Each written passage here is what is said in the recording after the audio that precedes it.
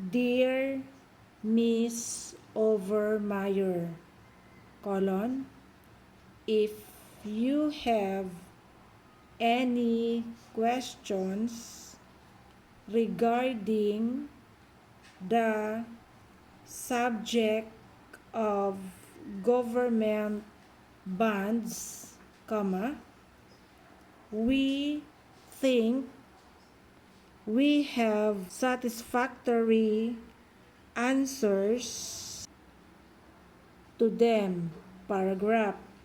Most people today know that government bonds are a safe way to save and that they are sold at our bank as a public service, period. In our opinion, however, most people are generally unfamiliar with fine points about such as paragraph number 1, what interest do they presently pay? Paragraph number 2. How long do they take to mature? Paragraph number 3.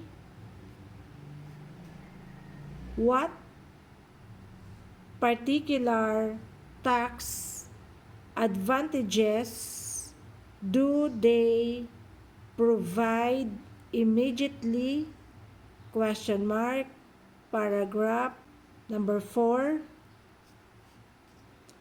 How should they be put to work to achieve ultimate retirement objectives? Paragraph. We will be glad to give you the answers to any definite questions you may have about government bonds.